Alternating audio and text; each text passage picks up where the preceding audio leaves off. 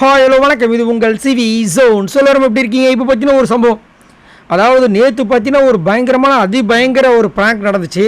Big pass ஹிஸ்ட்ரிலேயே இந்த மாதிரி ஒரு ப்ராங்க் நடந்ததே கிடையாதுன்னு என்னோட கருத்து. ஏன்னா இதுக்கு முன்னாடி நடந்திருக்கு, ஆனால் இவ்வளோ பேர் சேர்ந்து ப்ராங்க் பண்ண ஒரு சரித்திரமே கிடையாது.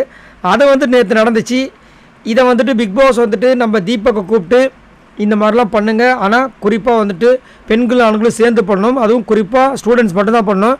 அந்த மேனேஜ்மெண்ட் ஸ்டாஃபை ஏமாற்ற போகிறீங்க, அவங்க ரொம்ப ஈஸியாக இருக்காங்க, அவங்கள எந்த அளவுக்கு வச்சு செய்ய முடியுமோ வச்சு செய்யுங்க, அவங்க திக்குமுக்காடினணும் அப்படின்னு சொன்னதுனால இவங்க ஒருத்தவங்களும் தனித்தனியாக அவங்களுடைய விஷயங்களை சூப்பராக பண்ணியிருந்தாங்க. எல்லாருமே ரொம்ப என்ஜாய் பண்ணியிருப்பீங்க. எனக்கு என்ன தோணுச்சுன்னா, இதெல்லாம் எப்படி கரெக்டாக ஒரு பக்கத்திடீர்னு அவங்க ஆரம்பிக்கிறாங்க, இவங்க ஆரம்பிக்கிறாங்க, இதெல்லாம் எப்படி அப்படின்னு பார்க்கும்போது இதுக்கு மூல காரணம் யார் அப்படின்னு பார்த்தோன்னா தீபக் தான். தீபக்கு முன்னாடி பிக் பாஸ் தான். ஆனால் இந்த ஸ்கிட்டு இப்படி தான் பண்ணணும்னு சொல்லிட்டு ஆரம்பித்தது. எப்பயுமே முந்திரி கொட்டைன்னு பேர் வாங்கினாலும் மணி பிளேட்டுன்னு பேர் வாங்கின நம்ம முத்துக்குமரன் தான் ஆரம்பித்து வச்சுருக்கார்.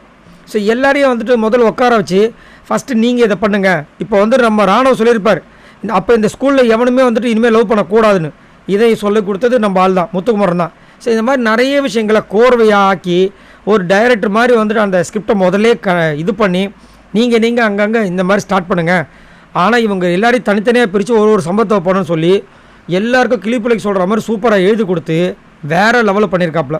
அதாவது எப்பயுமே பார்த்தீங்கன்னா முத்துக்குமரன் ஒரு வாரமும் தன்னோட பங்களிப்பு ஏதாவது ஒரு விதத்தில் கொடுத்துட்டே இருப்பார். நான் இதேமாதிரி கவுண்டர் அட்டாக்கிங் கொஞ்சம் ஓரளவுக்கு இருந்துச்சு. பட் அவரோட அந்த கான்செப்ட், அதாவது அவருக்குன்னு தனியாக ஒதுக்கப்பட்ட இதில் அவரால் பெருசாக பண்ண முடியல, அதான் உண்மை. ஸோ அதில் பண்ண முடியலன்னு உடனே இந்த மாதிரி ஒரு விஷயம் ஜாக்பாட் மாதிரி அமைஞ்ச உடனே இதில் அவரோட விஷயத்தை காமிச்சு சூப்பராக எக்ஸிக்யூட் பண்ணாங்க. அதுலேயும் குறிப்பாக அந்த ஒரு நிகழ்ச்சி மாதிரி நடத்தினாங்க. அதிலலாம் அவர் பண்ண காமெடி இருந்தாலும் சரி, அவர் ரியா கூட சேர்ந்து பண்ண விஷயங்கள் எல்லாமே ரொம்ப அருமையாக இருந்துச்சு. ஸோ ஏன்னா நிறைய பேருக்கு முத்துக்குமரனோட பர்ஃபார்மன்ஸ் இல்லாதனால கொஞ்சம் அப்படி டல்லாக இருப்பீங்க.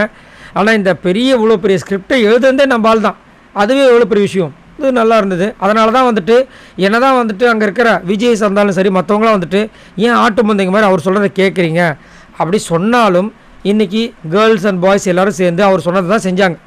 இதுதான் முத்து. ஸோ முத்துக்குமரன் ஆல்வேஸ் முத்து அந்த பிக் பாஸ் வீட்டின் சொத்துன்றதை நிரூபிச்சிட்டு இருக்காப்புல. நீங்கள் உங்களோட கமெண்ட்ஸை சொல்லுங்கள், உங்களுக்கு முத்து எவ்வளோ பிடிக்கும், நீங்கள் இந்த வாரம் யாருக்கு ஓட் பண்ணீங்க, மறக்காமல் கமெண்ட்ஸ் பண்ணுங்கள். பாய் நண்பர்களே.